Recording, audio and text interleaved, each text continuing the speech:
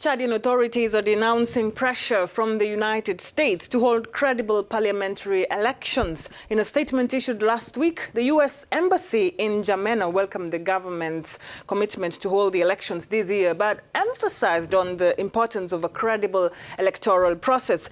The ruling MPS party has strongly criticized the statement, saying that the U.S. should not interfere in the country's internal affairs. Chad denounced pressure from the United States to hold credible parliamentary elections, which have been postponed many times since 2015.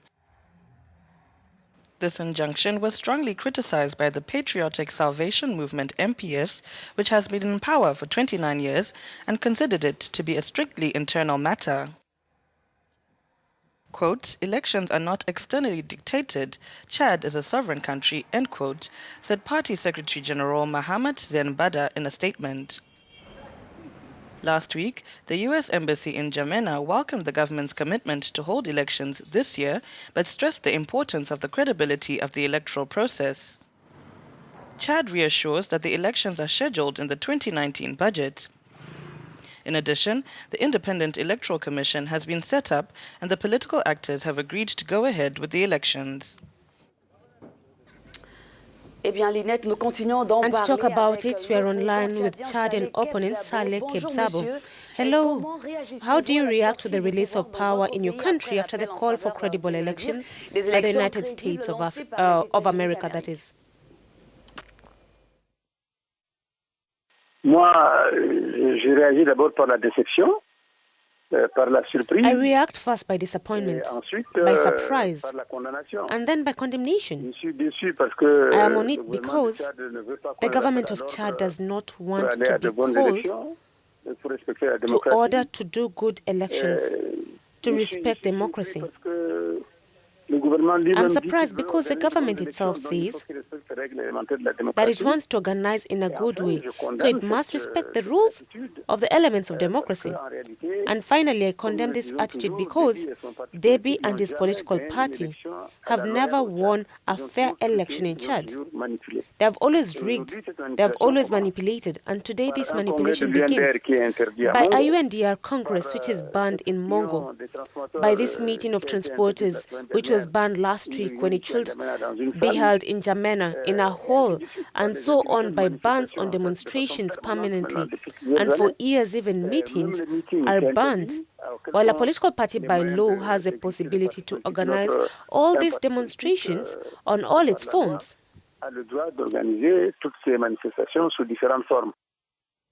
So, Saleh, you do not agree that this is a violation of the country's sovereignty?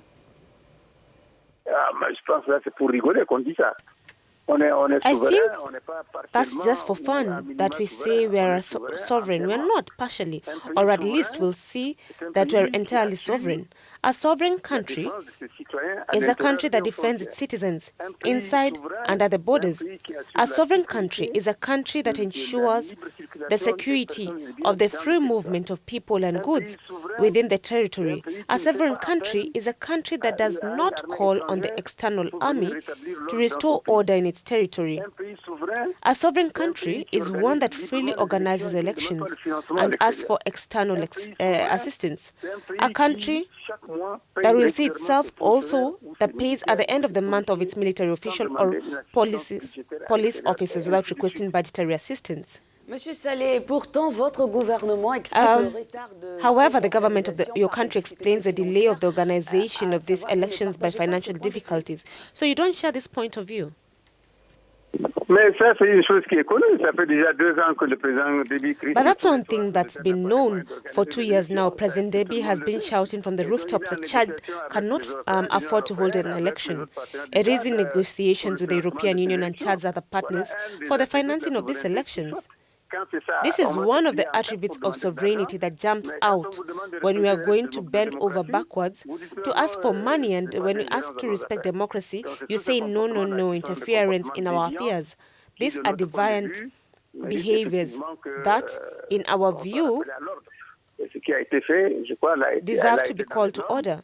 This is what has to be done. I believe, in accordance with standards, before the partners of Chad can unite the scholarship, they must set conditions that allow the organization of transparent and inclusive elections. So what conditions would you say are appropriate to hold transparent elections? First of all, a transparent and truly independent election on parity that represents the opposition. We cannot have underwater parties, as is currently the case for some parties. The law says that all political parties have elected members in the National Assembly. So we are entitled to seats in the Senate, that is the Electoral Commission. Unfortunately, this is not the case today. They have excluded some, and it's not normal. We demand that the decree be seen.